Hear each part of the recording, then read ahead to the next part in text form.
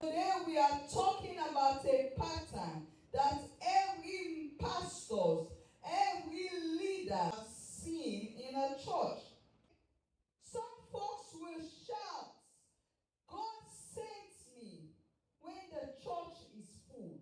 Some folks will shout, "God called me. God sent me to serve in this church," when the church is full. But when the church is empty, suddenly God didn't call them anymore.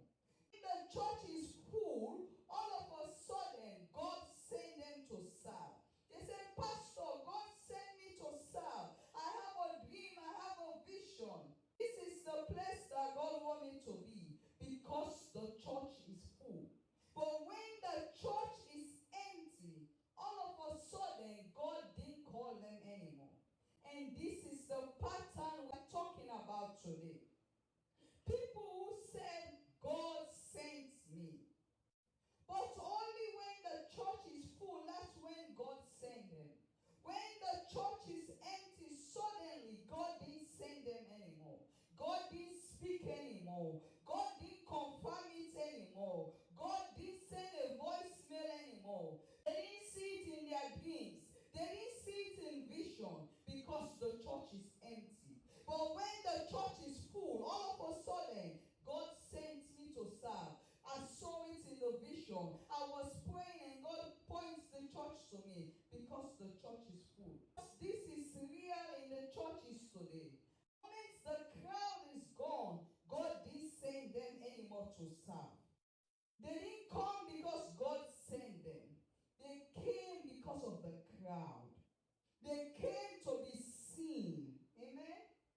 But let's talk about the real ones. The ones who show up when the church is full. The ones who show up when the church is empty.